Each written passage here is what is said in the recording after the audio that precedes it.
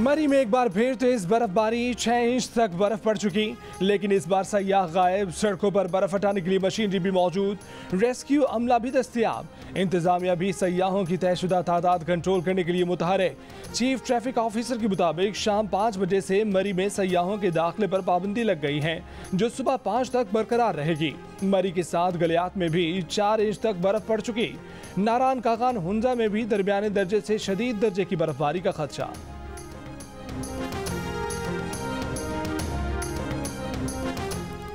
मुल्क के बलाई इलाकों में तेज बर्फबारी, मुतादिद राब्ता सड़कें ट्रैफिक के लिए बंद। कल्लात और ज़ियारत समेत बलूचिस्तान के शुमाली इलाकों में भी बर्फबारी, मामूलात जिंदगी मफलूज। खैबर पख्तूनख्वा और जनूबी पंजाब के कई शहरों में मूसलाधार बारिश ने सर्दी की शिद्दत बढ़ा दी। आज़ाद कश्मीर में भी बर्फबारी, अगले 24 घंटों में स्कर्दू में कम से कम दर्जा हरारत -8 डिग्री सेंटीग्रेड रहने का इम्कान। हन्ना उड़क कोयटा जाने वाले रास्तों पर बदतरीन ट्रैफिक जाम रहा, रास्ता कई घंटे बाद खुला।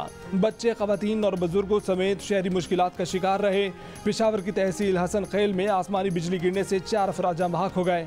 इन अफराद का ताल्लुक मानसहरा के इलाके योगी से था।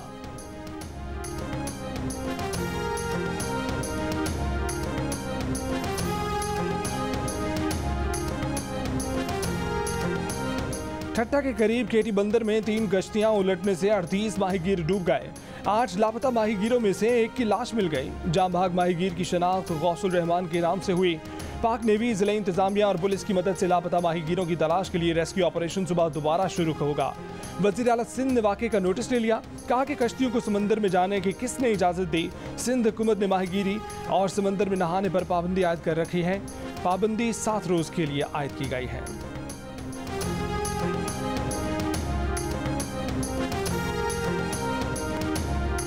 कराची में गर्द आलूद हवाओं के झक्कड़ हफ्ते को भी चलते रहे। जुमे और हफ्ते को झक्कड़ चलने से मुख्तलिफ हादसात में जान से जाने वालों की तादाद 6 हो गई।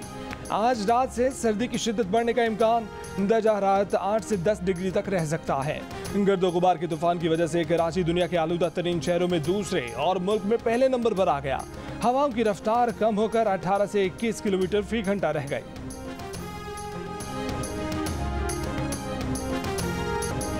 नवाज शरीफ को मुल्क से बाहर भेजने का फैसला 100% इमरान खान का था।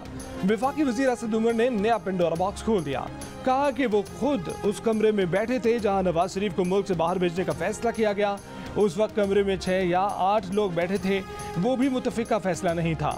जियो न्यूज़ के प्रोग्राम में पाकिस्तान में बोले कि इमरान खान कहते हैं कि जिन रिपोर्ट्स की बुनियाद पर फैसला किया गया था वो रिपोर्ट्स झूठी साबित हुई। माजी में तहरीक इंसाफ के वुज़राए इस बात पर जोर देते रहे हैं कि इंक्वायरी होनी चाहिए कि नवाज शरीफ बाहर कैसे गए।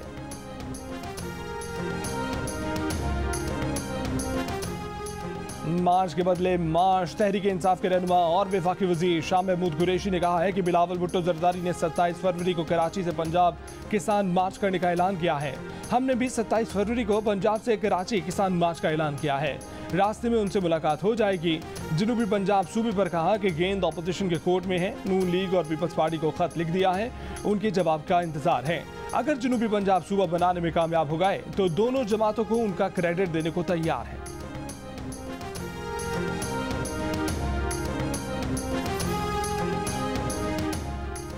नून लीग ने जनूबी पंजाब सूबे के लिए शाह महमूद कुरैशी का खत सियासी सौदाबाजी करार दे दिया।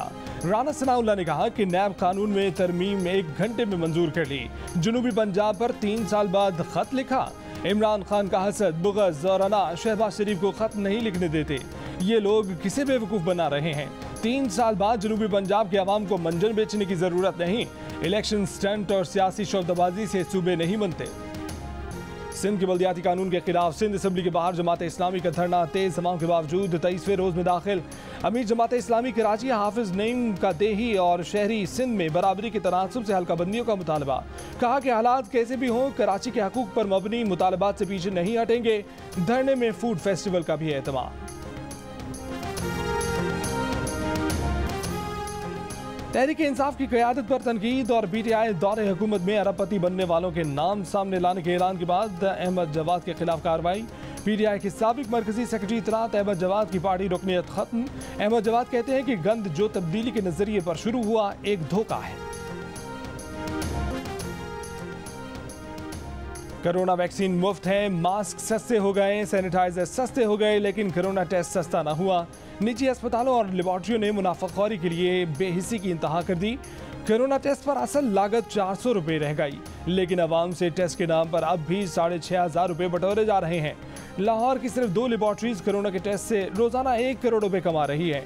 सरकारी अस्पताल और हुकूमत ये टेस्ट मुफ्त कर रही हैं।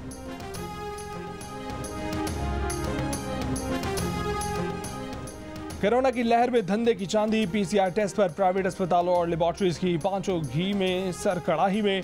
जियो न्यूज पीसीआर टेस्ट पर लागत की तफसीलात सामने ले आया। चाइनीज किट के साथ 1300 रुपए का, तुर्क और यूरोपियन किट के साथ 2000 रुपए की लागत आती है, लेकिन प्राइवेट इदारे 4 से 7,000 रुपए तक ये टेस्ट कर रहे हैं।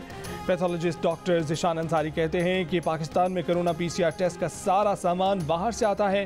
मेडिकल इंपोर्ट माफिया ने कोरोना पीसीआर किट्स और सामान की दरामद पर अरबों कमाए।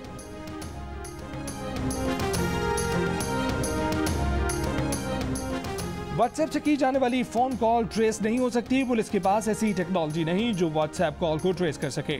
सिंध हाई कोर्ट में लापता अफराद की बाजियाबी से मुतालिक केस में पुलिस का इंकशाफ। तफ्तीशी ऑफिसर ने बताया कि लापता शहरी सुल्तान से मुतालिक मस्कत से व्हाट्सएप पर कॉल की जा रही थी। चंद माह पहले ही एक डकैत गिरोह की गिरफ्तारी के मौके पर मीडिया ब्रीफिंग में पुलिस और रेंजर्स अफसरान ने यह कहा था कि व्हाट्सएप कॉल ट्रेस करके मुल्जिमान तक पहुंचे हैं।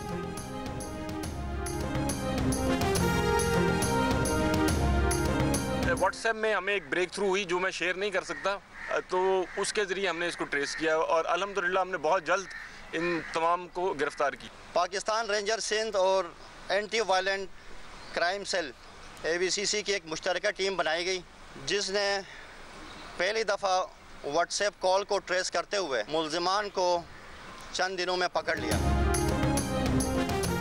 इस्लामाबाद हाई कोर्ट ने चाइल्ड पोर्नोग्राफी केसेस में इंटरनेशनल स्टैंडर्ड्स फॉलो करने के लिए गाइडलाइंस जारी कर दी। मुतासरा बच्चे को अदालत में मुल्जिम के साथ पेश न किया जाए, बयान वीडियो लिंक पर रिकॉर्ड किया जाए, वीडियो सबूत की तस्दीक पर चाइल्ड पोर्नोग्राफी जिनसी जराइम के मुतासरीन को अदालत बुलाने की ज़रूरत नहीं। ट्रायल कोर्ट यकीनी बनाए कि चाइल्ड पोर्नोग्राफी के केसेस का इन कैमरा ट्रायल किया जाए। विफाकी हुकूमत को PI एक्ट में तरमीम करके चाइल्ड पोर्नोग्राफी की सज़ा 14 से 20 साल तक करने की हिदायत। अदालत ने चाइल्ड पोर्नोग्राफी के मुजरिम शहजाद खालिद की 14 साल कैद, 10 लाख रुपए जुर्माने की सज़ा बरकरार रखी।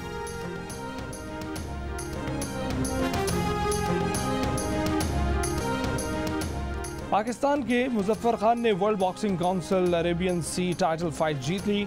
अफगानिस्तान के आगा अहमद सुमैर दुरानी को 5वें राउंड में नॉकआउट करके टाइटल अपने नाम कर लिया। और 6 दहाइयों तक रॉक म्यूजिक के मद्दाहों के दिलों पर राज करने वाले मीट लोफ के नाम से मारूफ अमरीकी गुलकार माइकल ली 74 बरस की उम्र में इंतकाल कर गए। जिंदगी में उनके 100 मिलियन से जायद एल्बम फरोख्त हुए। उन्होंने 65 से जायद फिल्मों में काम किया।